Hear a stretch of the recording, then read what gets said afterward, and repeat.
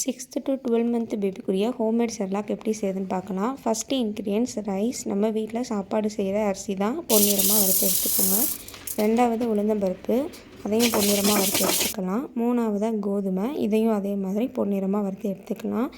எல்லா இன்க்ரீடியன்ஸுமே 100 கிராம் எடுத்துக்கோங்க. ஃபோர்த் ஒன்று என்னென்னு பார்த்தீங்கன்னா பாசிப்பருப்பு. சாம்பாருக்கு யூஸ் பண்ணுற பாசிப்பருப்பு, அதையும் நீங்கள் கலர் சேஞ்ச் ஆகிற அளவுக்கு வறுத்து எடுத்துக்கலாம். அஞ்சாவதாக பச்சை பாசிப்பயிறு, அதுவும் கலர் சேஞ்ச் ஆகையும் நீங்கள் எடுத்துக்கலாம்.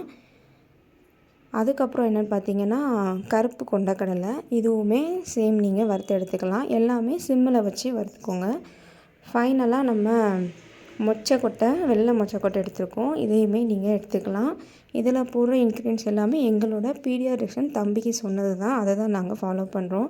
ஃபைனலாக பாதாம் அண்டு பிஸ்தா, இதுவுமே கொஞ்சம் கொஞ்சம் நீங்கள் வறுத்து எடுத்துக்கலாம். எல்லாமே சிம்மில் வச்சு வறுத்துட்டு நல்லா ஆற விட்டு கிரைண்ட் பண்ணி